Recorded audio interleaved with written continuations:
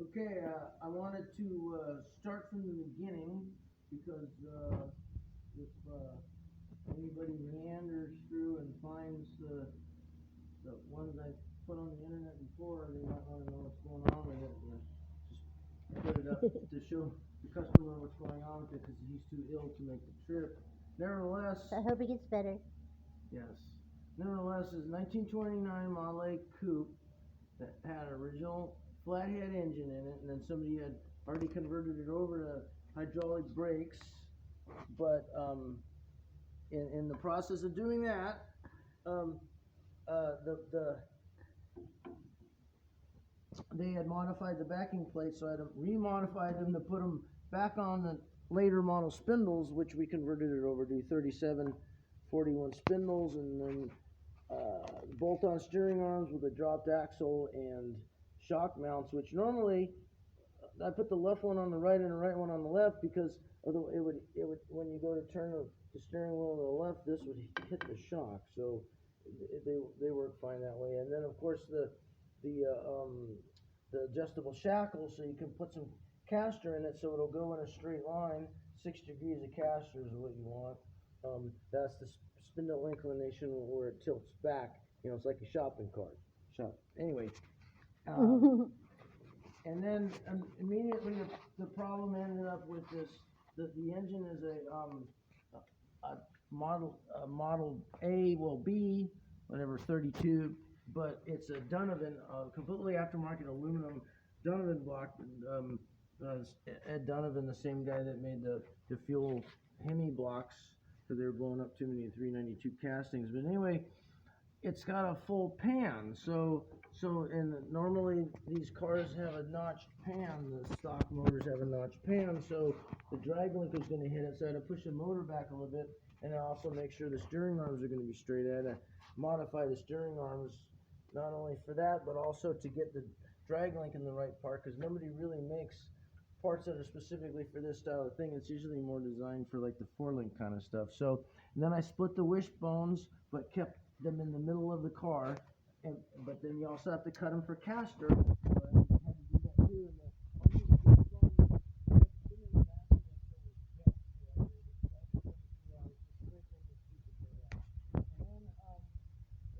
if you look at like I said, the motor is about 3/4 of an inch further back than what it would normally be. On another one that did on Steve's pickup, the serpentine belt was just barely past these U-bolts enough to get the belt through sideways. So, and then we had these aluminum mounts, but I made the part of it that goes on the frame. Um, and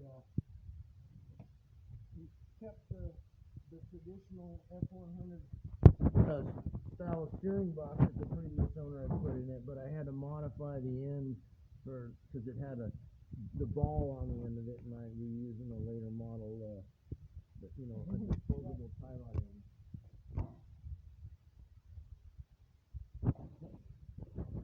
You can see that.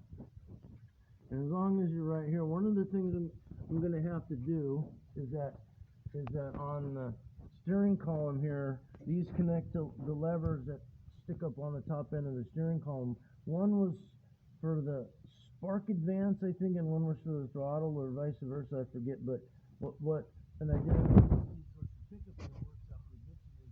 Cut these off and weld a piece of little flat bar with a slot in it, and then do the same thing on both and make a bracket that pulls toggle switches, and then you can use this one for the turn signal, and then you can use this one for the high low beam. But you also have to put relays in it so that the relays will cancel out the turn signals on the side that the brake light still needs to be on, which is which is going to show you all together.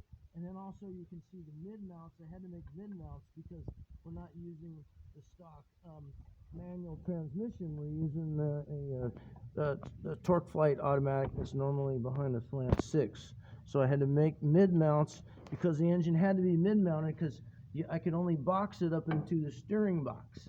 So from the steering box all the way back to the rear cross member, it's boxed. And also, if you stay there, let me go around. I'll open up the driver. I'll go on the driver No, I'm going to passenger. Okay.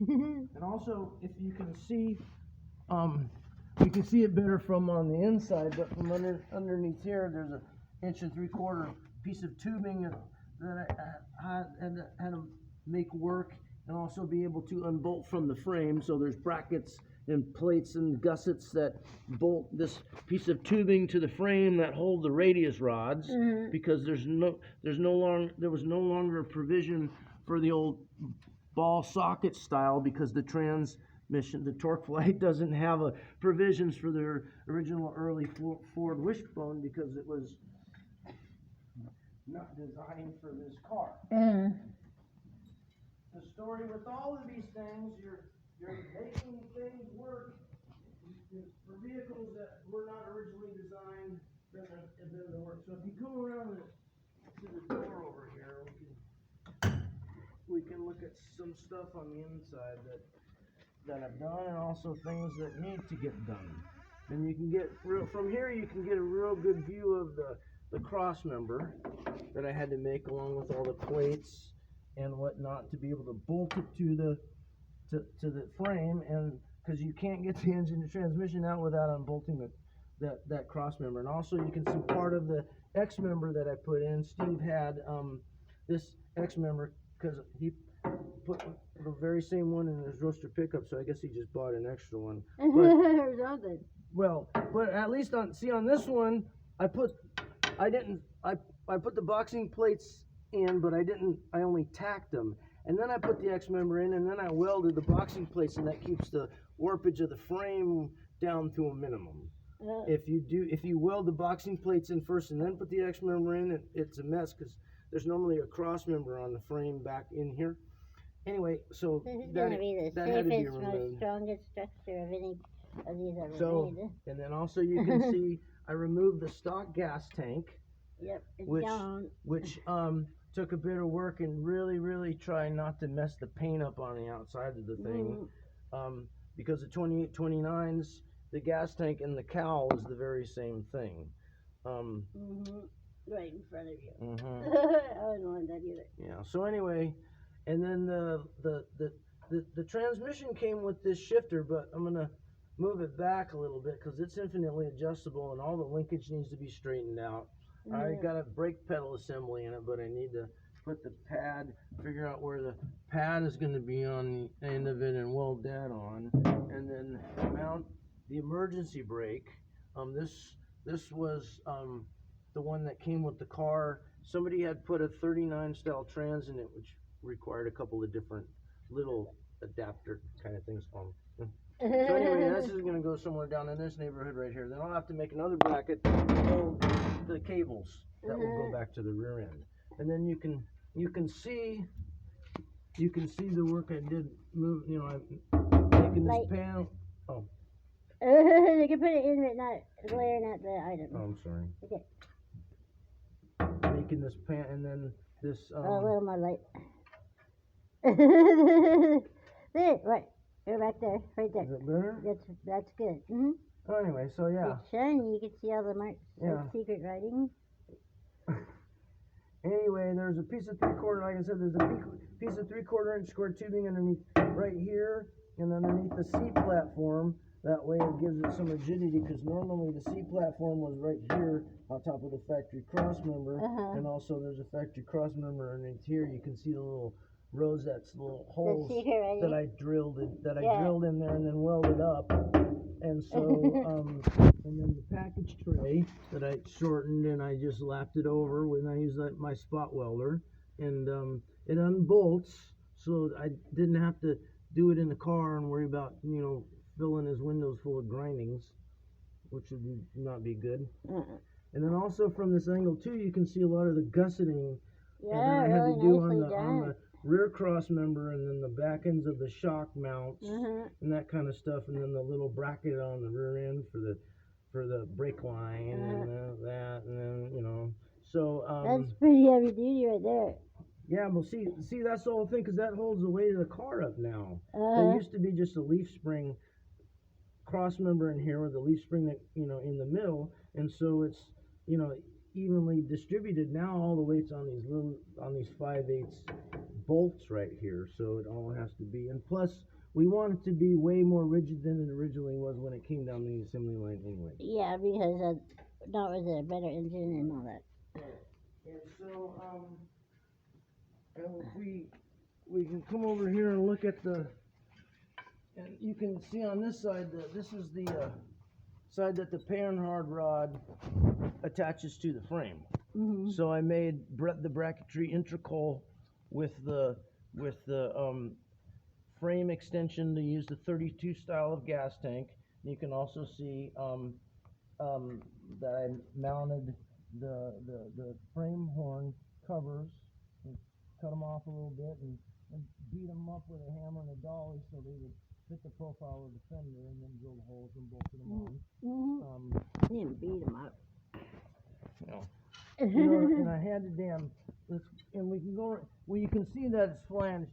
I wanted to show everybody, you can see that we converted it over to flanged axles. The whole rear end was sent out to Hot Rod Works, and they're also the ones that converted it over to open driveline, because normally these vehicles have a torque tube, and so that wasn't going to work with that torque flight transmission. So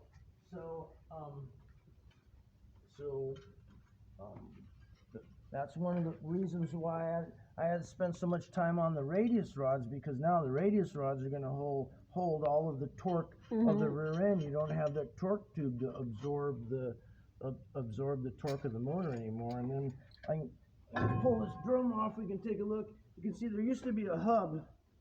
There used to be a hub on the inside, and I had to take and saw all the studs off and drill them out so you don't mangle the hub, because they're pressed in.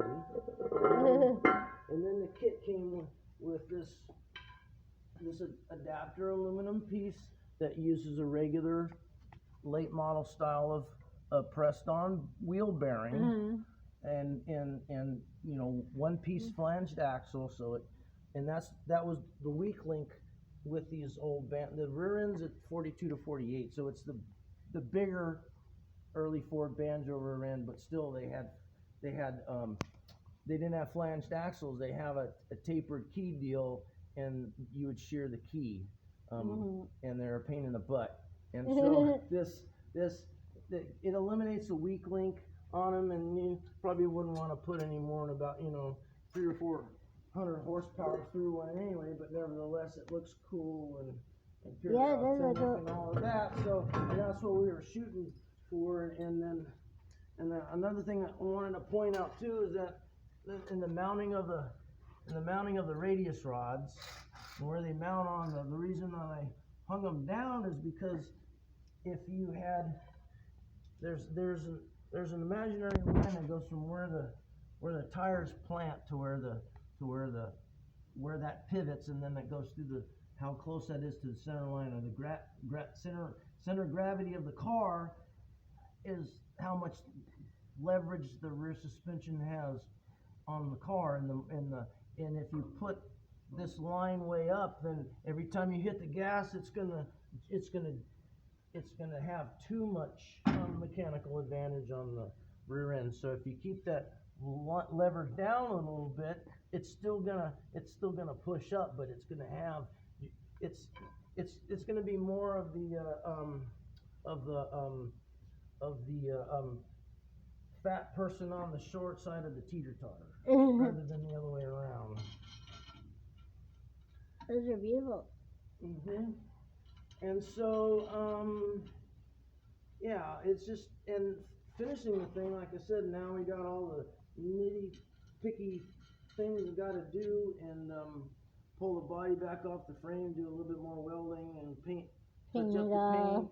Got to run brake lines, fuel lines, training cooler lines. Steve's getting a radiator for it. He's looking to get one. I'm getting one with a transcooler. And I also have to make a link that ties the carburetor to the transmission, because it's a fully automatic, and the torque lights don't have vacuum modulators, so it needs that mechanical link for the engine for the transmission to know what the engine is doing, what the throttle is doing, so it can boost the pressure so it doesn't burn the clutches up. It's That's a beautiful automatic engine. transmission. Yes, it's very, very nice and very pretty. It's gonna be nice when it's done. Yep. So it's just a matter of going through the rest of the motions to finish it. It's gonna be one of a kind and perfect. Mhm.